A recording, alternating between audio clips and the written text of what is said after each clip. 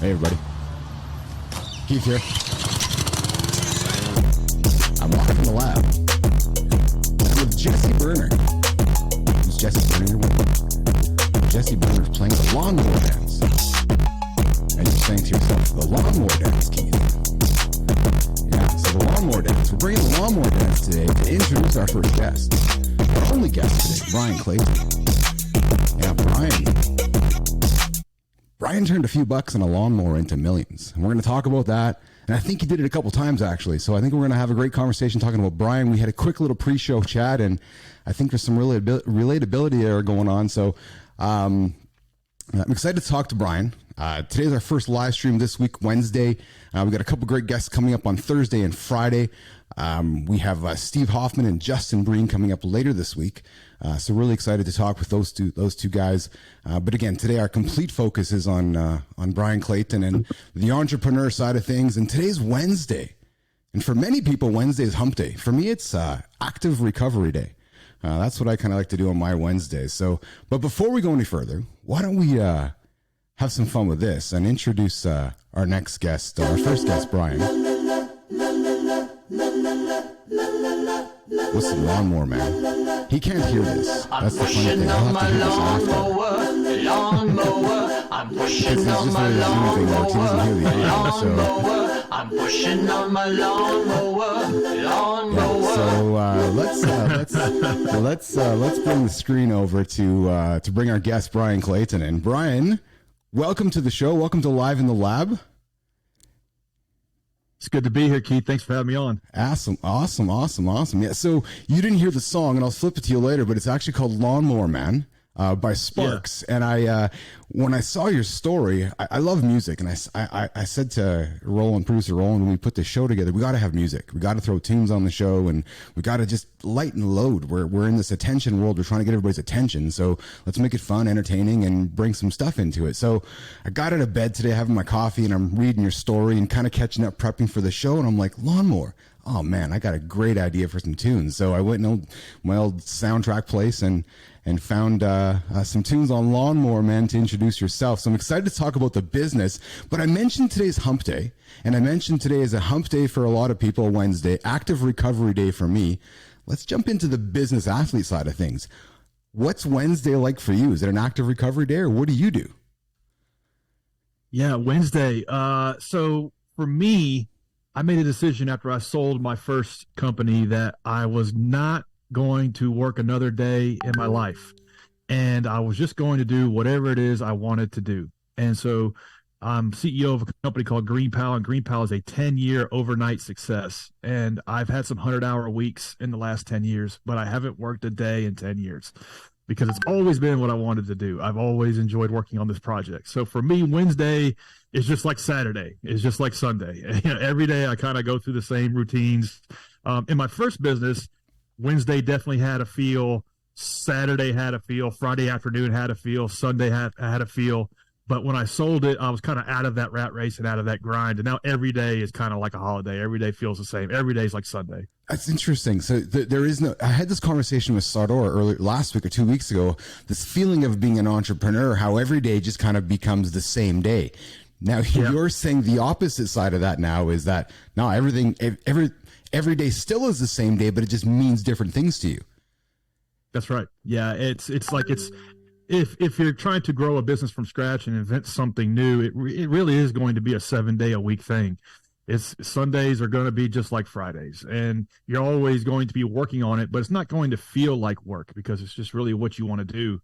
I was listening to an audiobook about Jeff Bezos and the founding of Amazon, and they would talk about how they would always get these weird, wacky emails from Jeff on Saturday and Sunday mornings because that's like a little period when he wasn't really super busy, and he would be walking the store, so to speak, and he would be signing up for Amazon and using the site, and then like he would be sending off these emails about things that annoyed him. So signing up for Amazon and go ahead. So even Bezos, even Bezos is working on Amazon 7 days a week.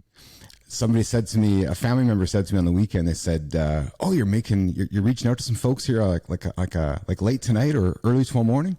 I said, hey, the best time in my experience to reach the CEO or the founder or somebody who has a vested interest in the business, probably in the middle of the night or early in the morning or late at night when everybody else is actually not around because they're probably near their device, right? So Totally.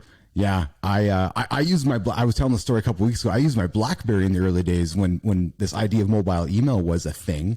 I used that speed to my advantage, right? So I would reach out to guys like you in the middle of the night, middle of the day, and use it to my advantage, right? So, let's stay down the path of active recovery day on Wednesday or active recovery day for any day for Bryan. A business athlete, somebody who kind of likes to take the active lifestyle. Clearly, you're an active guy building a business because you're pushing a lawnmower. What do you do outside of running the business or taking care of the business or pushing a lawnmower to take care of the Bryan Clayton before the business and everything else? Yeah, I've ignored that for many years and had to pay the bill with interest. The starting Green Pal, the first 5 or 6 years were really rough. They were 100-hour weeks, and it was like pushing on a string to get the company going. But it was year 5 or 6 that I realized that I had gained 50 pounds. I was eating horribly, ramen noodles and packaged foods, and I just felt like crap every day. Had no natural energy that didn't come from like a cup of coffee or a can of Red Bull, and I realized that I had neglected my personal health. I had neglected exercise. I had neglected my temple, I guess you could say. And so I out of desperation, I thought, well, something's got to change. And my co-founder said, well, the Nashville Marathon is in April. And we were having this conversation in like December. And I said, man, I couldn't run a marathon to save my life. He said, well, let's just try. And so we both signed up for it. And that was kind of a forcing function for us to then put in the work on the training. And I was able to lose 50 pounds in 6 or 7 months and get back in shape by signing up for that marathon, training for it and running it. And so now I've decided to never let myself get that out of shape again, because it does affect your business performance. It does affect how you do working on the main thing. If you don't feel good, if you're not in good shape, and it makes everything else suffer. And if you neglect it, the bill will come due with interest at some point. It absolutely does. What was the awareness? Was it your own mirror or your partner's mirror, or was it a joint conversation, which was, we need to do something about this?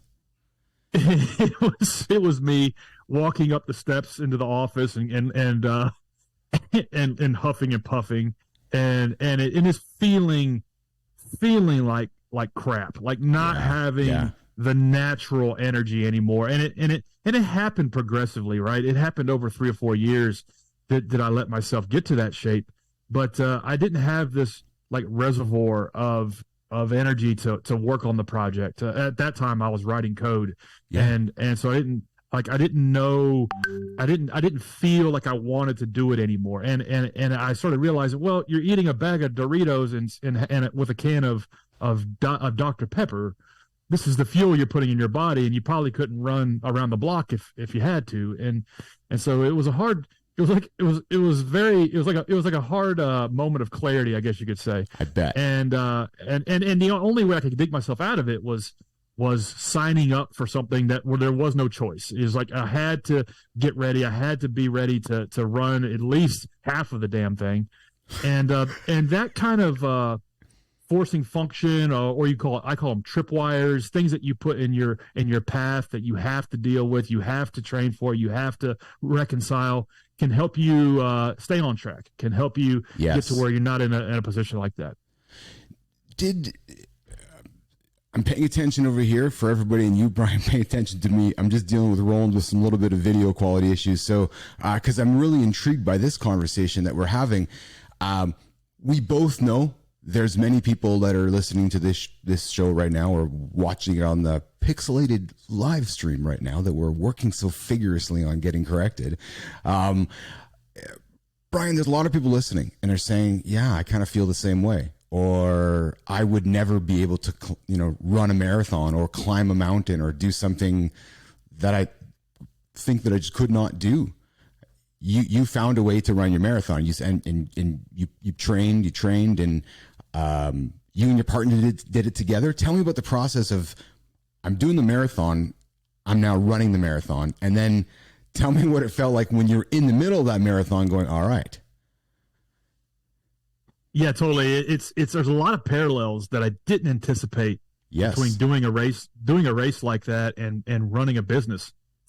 And they began to unfold as I was going through this experience. One is you see these goofy people jogging in place at an intersection in a metropolitan area, and you're like, man, they look so silly jogging in place. But what you don't understand is as you do that same type of training, you come to realize that it's actually more painful to stop and then restart than it is just to jog in place and to keep going. And business is a lot like that. The momentum and keeping that momentum alive is huge.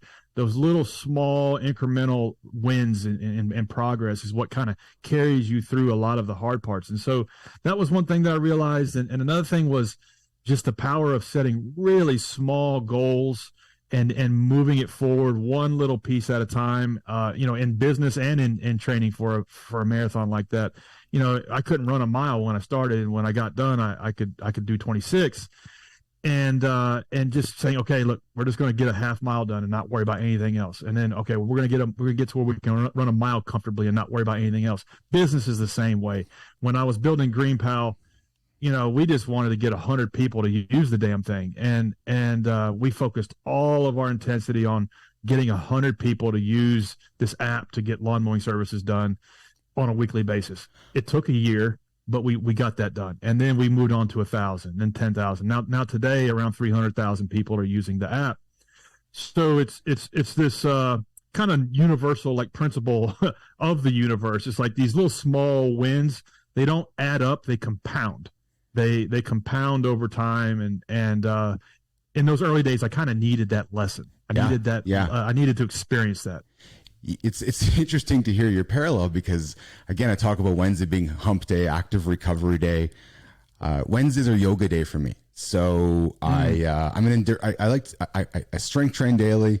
I do endurance for the most part daily as well. So I'm well rounded. But Wednesdays are yoga day for me, Bryan. Today I had a 30-minute yoga schedule. Do you think I have a busy day on my calendar today? Do you think I was like, I don't want to do 30 minutes? But you know what I did? I did 2 15 minutes.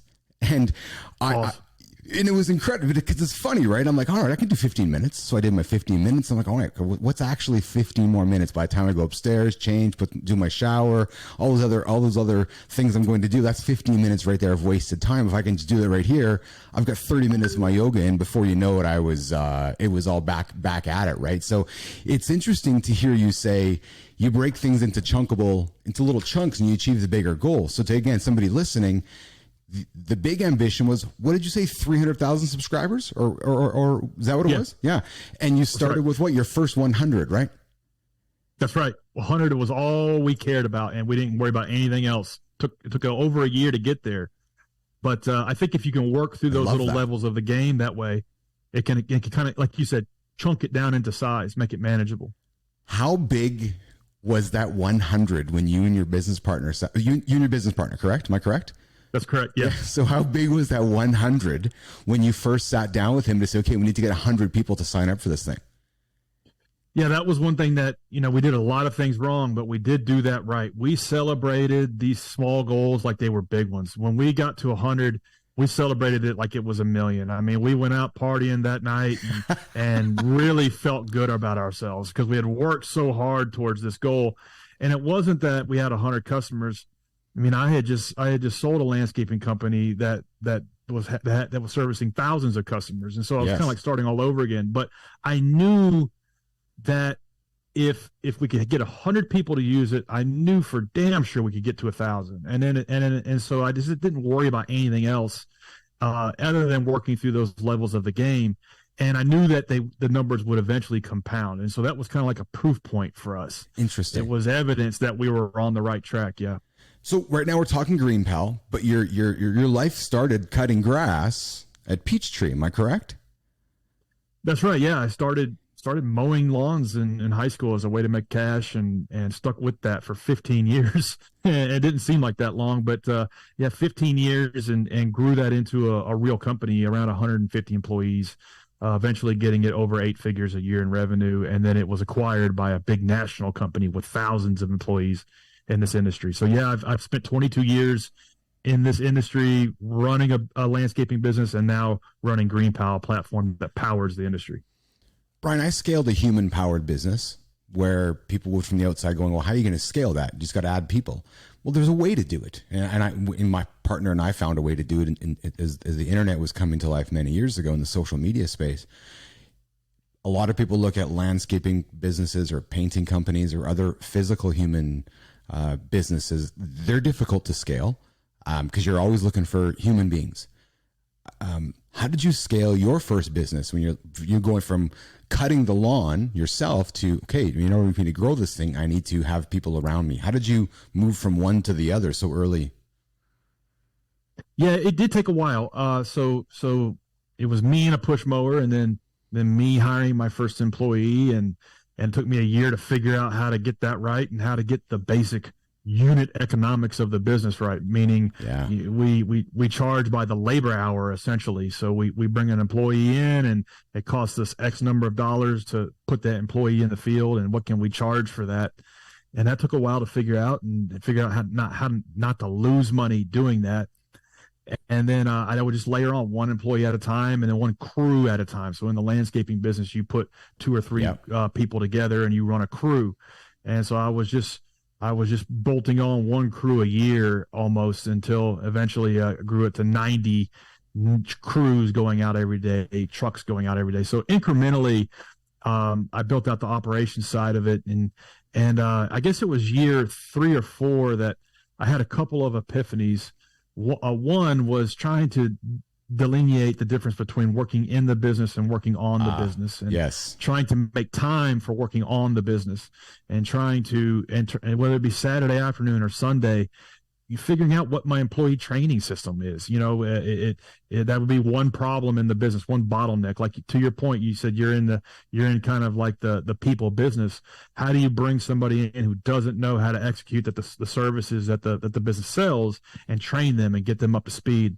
And so I spent 2 years building Lawn Care University, a way that we could bring somebody in who had never picked up a weed eater before to, in 2 weeks, be really good at it, and be really good at being a technician in this business. Whereas that would normally take 6 months. And so that was one thing that I was able to do to help scale. The other thing, the other epiphany that I had, was I realized that everything I was doing around delivering landscaping maintenance services was kind of table stakes.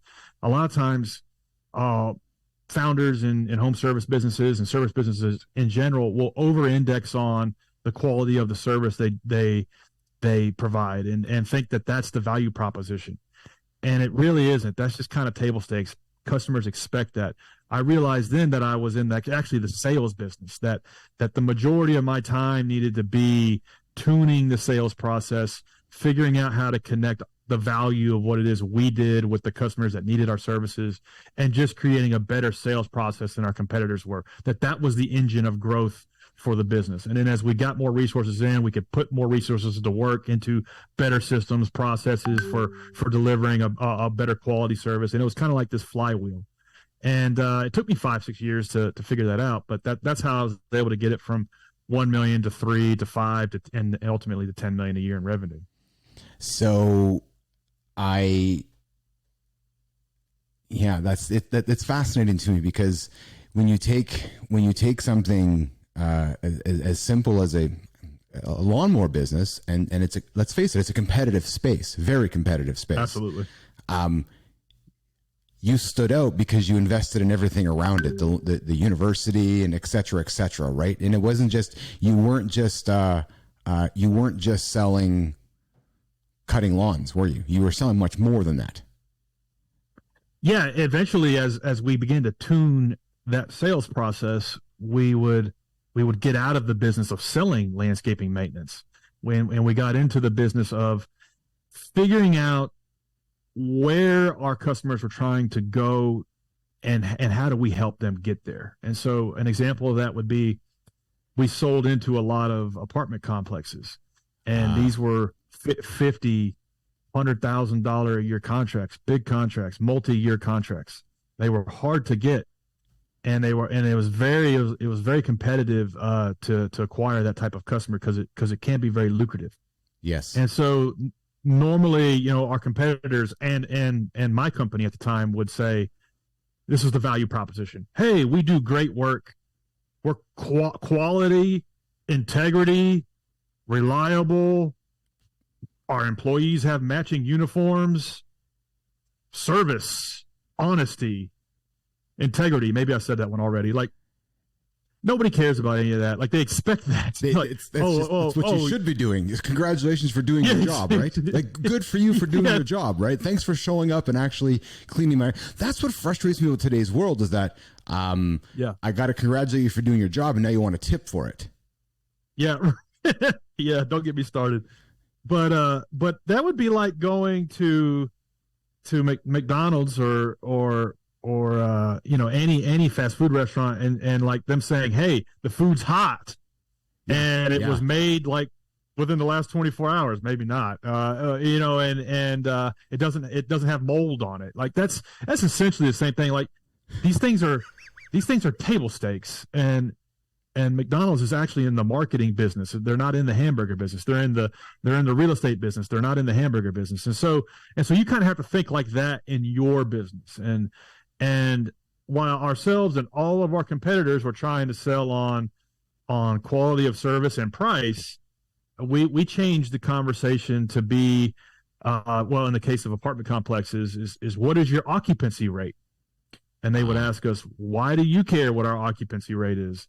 And we would say, well, we're members of the Tennessee Apartment Association, and they tell us that the occupancy rate for this county on average is 93%. And what is your rate? And they would say, well, begrudgingly, 87%. And why? And we would say, well, we believe that we have a plan that we can offer you where we can help you move that up a couple points. And so check this out. We're going to do like an enhancement around the model home. We're going to do an enhancement at the entrance of like a floral display or something like that to catch the eye of people driving by. We're going to make the grass greener so it looks like not a C property, but like a B plus property. And we have a way to do that. And we feel like if we do that for 2 years, we can move you from an 87 to a 90. And that would change the game. Was it a silver bullet? Will we close every contract? No, but we started closing like 2 or 3 times the contracts that we were pitching. And so we did that for every sector. We did that for banks, restaurants, financial services, you name it. We would figure out where our clientele was trying to get to in business and how do we help them get there. I find it interesting that you focus so much on sales, because a lot of people I see, it appears to me many people lose focus of that. They get caught up in everything else but sales, and everything else becomes more important, be it the operations, be it the systems, be it the HR, be it everything else. And anybody who knows me knows I'll say what I'm going to say next, is that without sales, you don't have anything else around you. So while you recognized everything was table stakes, and when I see all the landscape companies out there, or lawn mowing companies out there, they're actually doing the wrong thing, aren't they, Bryan? They're not doing the right thing. They're not selling enough. They don't know to. They don't know to. Yeah, nobody teaches us how to run a small business ever. I mean, we're not taught it in school. We're not taught it in college. So hopefully you stumble across books, podcasts, YouTube University, and you stumble onto these concepts and apply them to your business and invest in them. They're expensive. It's expensive to build out this type of process. It's expensive to hire personnel to help you run it. It's expensive to bring in, consultants and to help you tune it. But you see this everywhere, that the best product doesn't win. It's the best marketed product. McDonald's is a horrible burger, but they're the worldwide leader. And why is that? And the list goes on and on and on. It's not always the case, but usually it's not the best product that wins the market. It's the best marketed product. And so the money is invested into the sales engine. And that's what propels the business forward. Not necessarily you just quality and service, integrity, honesty, reliability. These things don't propel the business forward. It's a sales engine at the core of it. Distribution is more important than anything else. And there's a saying, I've experienced this when I was building GreenPal, that first time founders worry about product, second time founders worry about distribution. And so the first time founder is worried about product, and they're over indexing on the things that I just said: quality, integrity, reliabilities, all of these things that are kind of nebulous. And the second time founder knows that all that stuff is important, but that's table stakes. That's the entry price to the game. What really matters is distribution. How are we going to get this product into the hands of our customers? How are we going to connect with our customers, find them, meet them where they are, and offer our solution to them? How are we going to distribute this thing in a way that is cost effective? And the second time founder knows that that's 10 times harder than the first part. Bryan, when second time founders and second time entrepreneurs explain what you just did, which is the importance of distribution. We've both probably watched enough Shark Tank episodes or so forth when the sharks will say, well, what's your distribution going to be good for you, right? So you're bringing a product to market. How are you going to get it to market? Why is it yet so many founders still don't focus on distribution? They focus on everything else but distribution.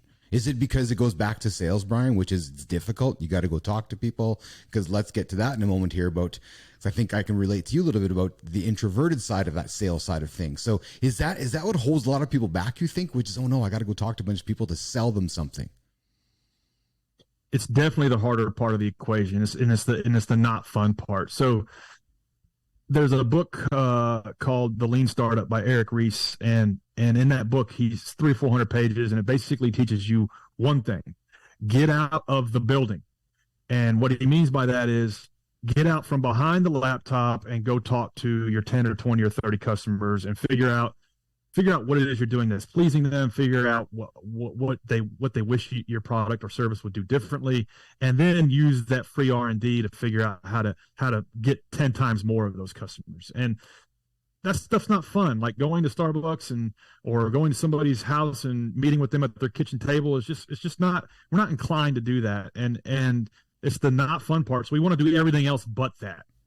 We want to work on our Instagram page, or we want to work on like the brand strategy, or what the website looks like, or all of these things that might matter at some point, but they don't matter right now at level 1 or level 2 of the game. And so it's the hardest part. It's the not fun part. That's why I've neglected it at times, and have been resident to get out of the building or pick up the phone and talk to my customers. But it's the part that's like the highest leverage, like you said with yoga earlier. Like it was just 15 minutes, but that's high leverage time. Talking to customers is high leverage time. And this, I think a good parallel can be like the music industry. Like I'm from Nashville, Tennessee. I'm not a musician, but every day we get 100 people showing up here that want to be the next big thing in country music. And Yes. You think that the hard part is learning how to write a song, learning how to sing, learning how to play the guitar, coming up with the money for some studio time, cutting an album. And you think that's all of the hard part. And then you realize, as a musician, I imagine, that the hard part is actually getting 100 people or 10 people to show up at a dive bar to watch you play. Yes. Or to stream your music. And that's actually the hard part. And you see this over and over again in the music business. I saw an interview with T.I., the rapper, Yes. the other day, who's now a big time record exec. I think he's got his own label and whatnot. And he says all the time he'll be walking down the street and people will come up to him and say, let me do a freestyle for you. Let me do a freestyle for you. Let me do a freestyle for you. And he's like, they think that they are going to like bust this freestyle. It's going to be so good that I'm just going to sign them on the spot. And he goes, what they don't realize is like, you could do the best freestyle I have ever heard, and it's not going to matter, because I almost don't care about that. I want to know how many TikTok followers do you have? How many Instagram followers do you have commenting on your stuff? How many streams do you have on any of the streaming services? I want to look at that, and I want to look and see how you can get that early adoption, that early interest from your fans, and how you can show evidence of that. And then I come find you, is what he says. And so like, as founders, we can learn from that. We can learn that the music is almost table stakes. The product is table stakes. The quality service is table stakes. The hard part is getting people to show up to the show, streaming the music, getting people to try the product and continue to use the product is the hard part. And that's where we need to spend all of our time. I love the analogy with the music industry. I never really considered it that way though, until you put it that way. But then when I reflect upon what you said, I think about artists like Jay-Z peddling his CDs or just out there talking to as many people as possible. And then you look at modern day artists like Drake or Taylor Swift, who they're extremely talented human beings. There's no doubt about that. But their ethic to build their reach, to build their distribution, that is really, as I think, is what unmatched, when you look at super artists and people who are extremely successful is what happens before they get on stage or before they even write a song, isn't it? Isn't that the truth? Exactly. And it's just one more example of, is Drake the best rapper who ever lived? No. But I don't think anybody would say that. But he's definitely, by any yardstick, one of the most successful. And so it's just another example of the greatest product not winning. It's the best distribution and the best sales engine at its core that does win.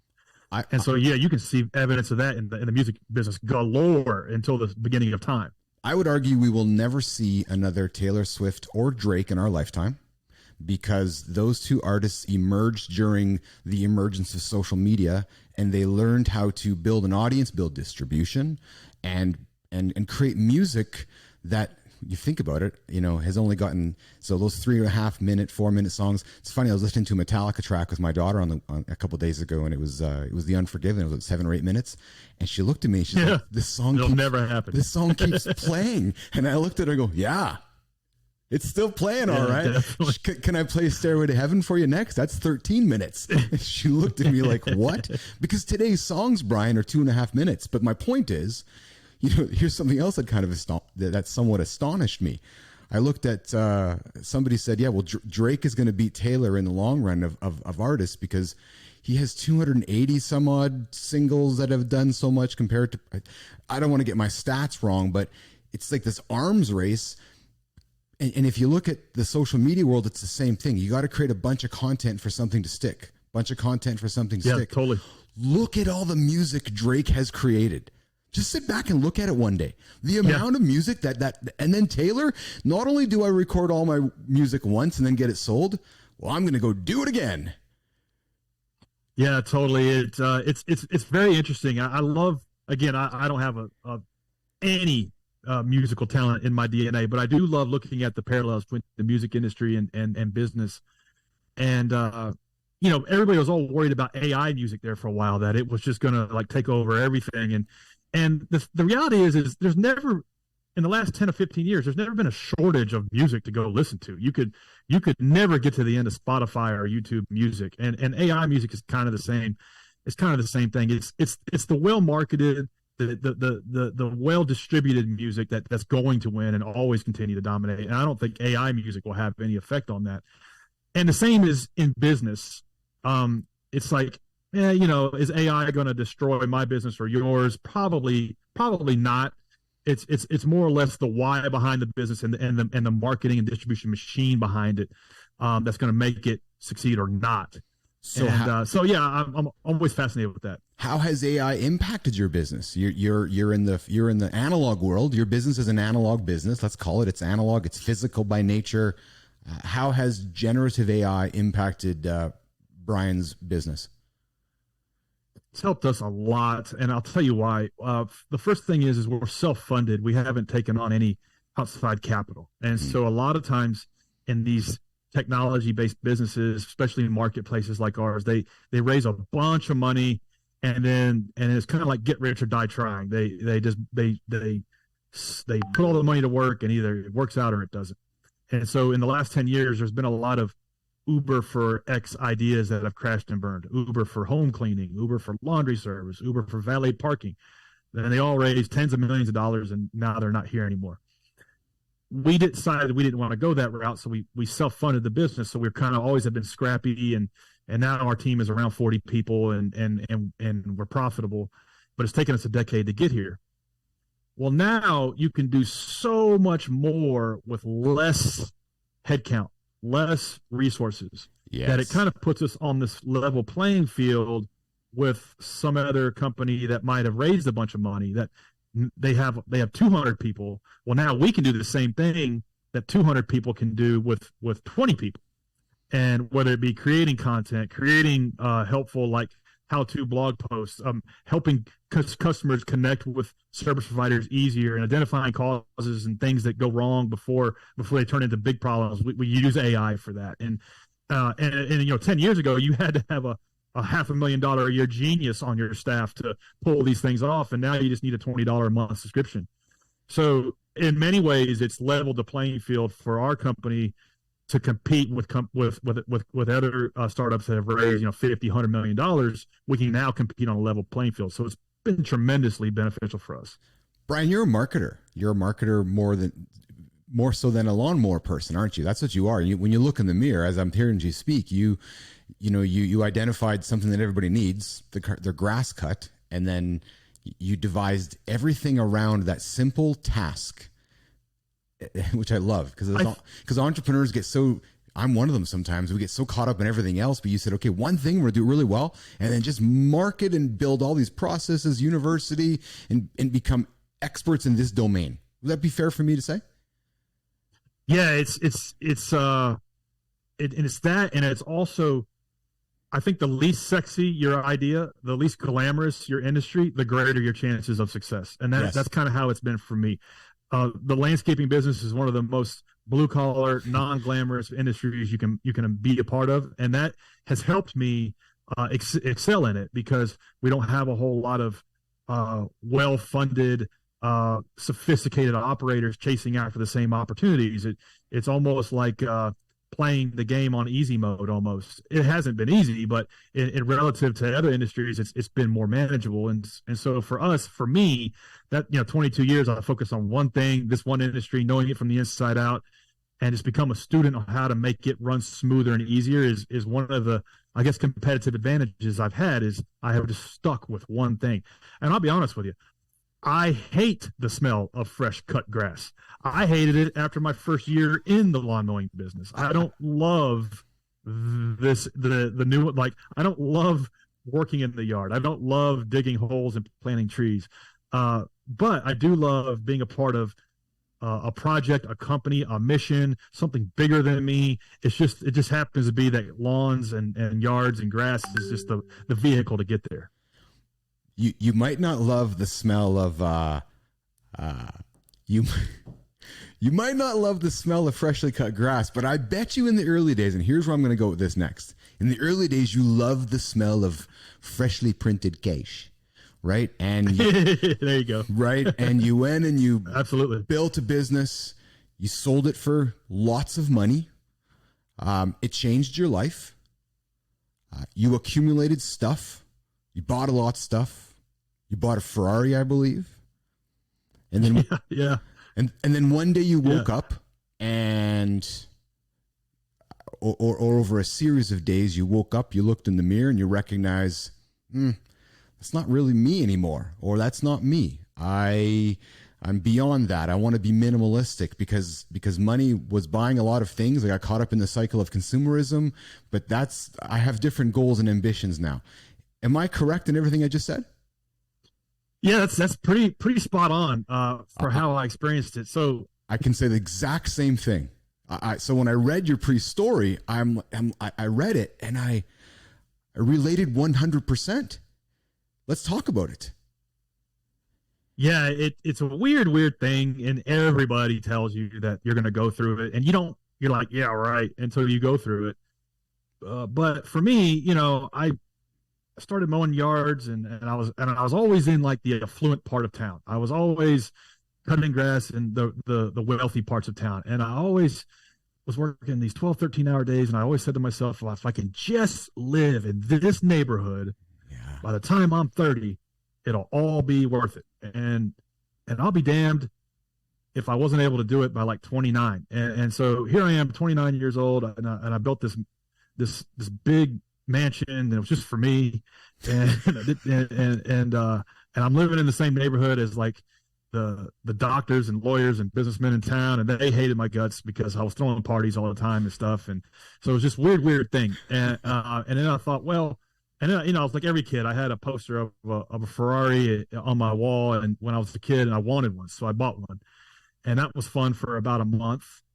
And then you realize that like owning something like that is more trouble than it's worth. And I'm kind of introverted naturally. I don't like to talk to strangers or people in general. And so like when you drive that car, like you attract all this kind of attention. So it doesn't matter where you go, restaurant, gas station, whatever, you have to talk to 3 people. And I try to be polite. And so that was just exhausting for me. And so I got to a point where I just never drove the damn thing. And then you start to really understand like all of this material stuff is cool and it's fun, but it's not validating, it's not fulfilling, and at the end of the day, it's more of a pain in the ass than anything, because you got to keep up with it, you got to maintain it. It's all this cognitive overhead to keep all that stuff going. And I was at a small scale. I had one house and 4 or 5 cars. I can't imagine what people with multiple properties even why they wouldn't want to do that. But anyway, came to all this realization, and at the same time, this was all going on as I sold the company, and so I sold the business. I literally sold everything and just moved into an 800 square foot apartment. And so now to this day, I own very little, and I'm happier than I've ever been. And so like you understand, you go through it, you experience it, that the things you own you, and you have to learn that lesson yourself. But everybody learns it. I think that goes through that, and then you come out the other side, and you appreciate things, I think, on a higher level. Well said. But wasn't money the thing that motivated you when you first started cutting grasses? Because it wasn't it? It was that. It was. Absolutely. I know it was for me too. And I think it is for it is for every entrepreneur. Any entrepreneur who says to me, "Well, I'm not really in it for the money," I'm like, bullshit. Because that's what we're all. Yeah. Perhaps you can pretend there's a bigger point of view, but no, you want to make cash, right? I think, and then until you do so, like you did, and I was fortunately able to do. You then recognize that just spending it does become a pain in the ass, and you do have. There is such a thing as keeping up with the Joneses, isn't there? And there's that peer pressure of keeping up with the Joneses, and you're like, okay, I'm actually just supporting the next year's edition of that line of clothing, or that line of accessories, or that line of digital electronics, right? And in a digital world, you don't need very much, do you, Bryan? It is so hard. But the only way to win the rat race is to opt out of it, because it never ends. I know people that are way wealthier than me, and they're pissed off because, they got a yacht, but they can't do a super yacht. And the guy with the super, the guy with $1 billion, he's like, yeah, I got $1 billion super yacht, but I don't have a pro team. And it literally never ends. And the only way to win it is just to opt out of it. Now I still struggle with this. I'm still, I would say half of my mission is financial, and the other half is why we do what we do. I think half and half is a good balance for me. Because at the end of the day, there has to be an economic engine at whatever the hell it is you're doing for it to survive. And that's capitalism. And so you do have to be motivated by both. But I think it evolves, as in the early days, you can be all about getting this money, and then you realize it's bigger than you. Yes. So I can relate to that as well, because I've said to myself in this desire, to keep building this next venture of ours, I'm like, okay, so when it's successful, what am I going to do with all the money again? And then I'm like, well, no, it kind of goes against what I've been thinking about, because minimalism is more appealing to me. But it's that if I can change people's lives in the process, if I can work with some great people in the process, and if I can make some pretty good money along the way, I'm okay with that because it's a different kind of perspective, and maybe just my age in life as well, right? Where I get a different point of view on the world as well. But money's the motivator, but there's so much more going on to accelerate that, and I completely relate to that as well. You said being an introvert. I would argue that a lot of entrepreneurs or people who think they're entrepreneurs are introverts and then don't know how to get past that wall of being an introvert. Many who don't know me would not recognize that I'm an introvert as well. I'm comfortable here behind the mic, in front of the camera, or in my own little lab, and I'm comfortable on stage talking to people. I'm comfortable leading teams, but do I want to go out and shake hands and go out and be extroverted the entire time? No, I would just kind of prefer to be quiet. I overcame it by recognizing that the only way I was going to move anything forward was by going to talk to people. And I always say that if you're struggling with being introverted, just find a way to go talk to somebody, and then go talk to the next person and the next person, and you can build your business that way, one at a time. Back to your comment earlier in the show, we wanted to sell 100 people, right? Yeah. Yeah, it's going to be really tough if you're not willing to overcome that. And I've struggled with that. One thing I love to do is watch conferences on YouTube and learn, but I hate going to a conference. So it's this weird thing. I hate them too. And my opinion is, I'll tell you that. I'll step in here. I think the only people benefiting from a conference is the conference organizers. That's it. Yeah, that's it. They're bringing us all together to make their money, and we're all just kind of hanging out, and we're spending the corporate dollars of the corporation we work for. We're shaking hands, then we're leaving, and then we're forgetting all about it. I don't know. I think it's there's better ways money and time could be spent, in my opinion. Well, the information often shared on stage at a fireside chat or a talk or some kind of presentation at a conference, like search SEO is a big channel for us, and so I've had to, over a decade, form our SEO strategy, and I've learned a lot by attending a dozen or so different conferences every year on YouTube. Like literally, like 6 months later or a year later, they put the videos out, and I just watch them all. Yes, and I do it for a fraction of the cost and a fraction of the time. But I've tried to go to some of them, and it just seems like one big circle jerk, and it just seems like it's not the highest and best use of my time to fly somewhere, attend it, and yeah, maybe there's some networking and stuff, but again, that can be done digitally, and I don't know. For me, it's not my thing. Now, some people, they love it and they thrive on that, and that's okay. I think it's important to play to your strengths, but on the other hand, is to not believe your own BS. So a lot of times we assign ourselves labels, and then we let that be a self-fulfilling prophecy. So yeah. I'm not an engineer, therefore I have to go hire a coder. And so that was how I thought for the first 2 years of running GreenPal, and I would bang my head against the wall. And why is it I'm trying to get developers to build this platform with me, and I can't make any progress? Well, it's because I didn't know the first thing on how any of this stuff works. So I had to become an engineer, a really terrible one, but enough to be dangerous to where I could build out a team around me. So that was, I didn't want to believe my own BS, and I didn't have to accept that label that labeled on myself. And so I think a lot of times if you can remind yourself that this is a lot of times a self-imposed limiting belief. Oh, I'm introverted, therefore I can't do these sales calls. It's just going to cause you to stay stuck. You have to overcome that. And like we were talking about earlier, little small wins to point yourself in the right direction. Make it real small. Okay, I'm just going to do 5 sales calls today. Who can't do 5 calls? Yeah. And then maybe I'm going to do 5 every day this week, and then next week 7. And so just start small, let it build, and then before you know it, like running a marathon, 5 calls ain't nothing. A mile isn't anything. And so it's a lot of times it's that momentum and stacking those little small wins. Have you not found yourself, Bryan, as you've gone on through your second business and growing your second business and aging through life, reflecting upon your wisdom as your value as well? I know that there's days when I wrestle with my own imposter syndrome or my own introvertedness or my own, I don't really want to say anything. I'm like, wait a minute. No, I have permission to say something. I'm 51 years old. I've accomplished a couple of things in my life. I have an opinion, or I have a point of view on something. I've experienced that. Maybe I've failed or I've made that mistake. I'm going to share it with you. Every single day goes by now for me, Bryan, where I say to myself, well, why wouldn't I? And it's this because I don't want to say I don't care, but it's like I don't care. Because no, this is who I am. This is my experiences, and I want to share them with you. And if I can help point you in the right direction, I'm going to do that. Do you follow what I mean? Like age has been. I was scared of kind of getting back into business and being, kind of that. Okay, so how am I going to reconnect with the world again? Being that old guy. And it's like, no, wait a minute. Use that to your advantage, right? You know what I mean? Did you say you're 51? Yeah. 5'1"? Yeah, a 5 and a 1.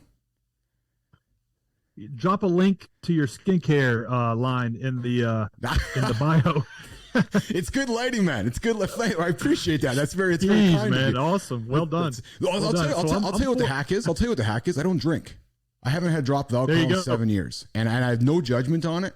But I do not drink any alcohol, and I think that has a lot to do with it. Frankly, and that's just my life hack.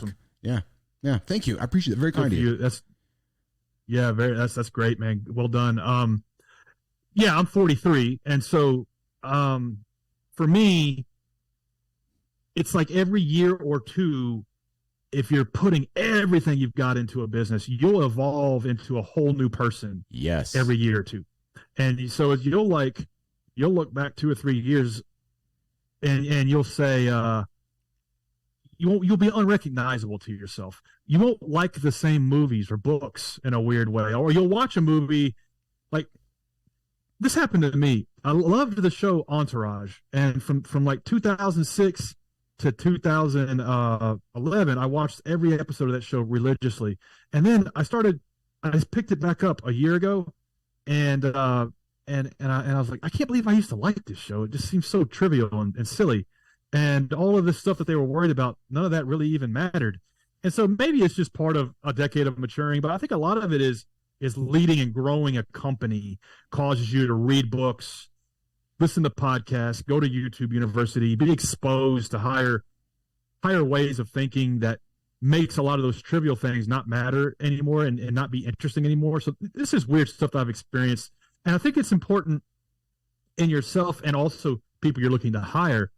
Do you have 10 years experience in this, or have you repeated the same 10 years, the same year 10 times?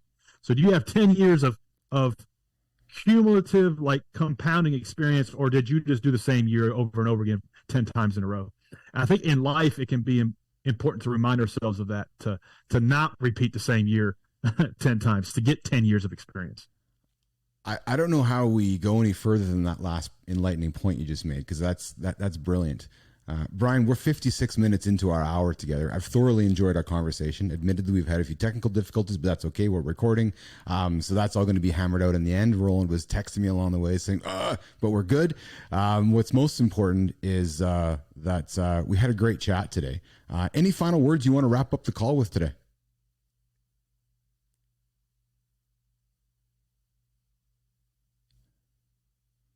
Yeah, and we lost Bryan.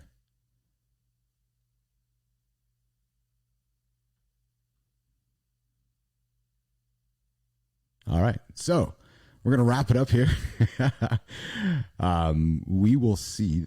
We're going to, Bryan's out of the show at the moment. So no, we're going to keep it on here for a second, see if Bryan joins us one more time. Live in the lab, you're here with Keith Bilous. Bryan Clayton joined us today. I hope you guys enjoyed the show. We had some technical difficulties. I promise you we're still trying to work this out. The reality is we're going to keep trying, and we're going to get it right. It seems to be a little more difficulty than I originally thought when we were going to do this live stream. We're going to chop the show up, put it out there on the LinkedIn's, on the X's, and back on YouTube and Shorts, so you all can enjoy it along the way. I'm Keith Bilous. I'm live in the lab, live in the Business Athlete Performance Lab, and we'll see you all tomorrow.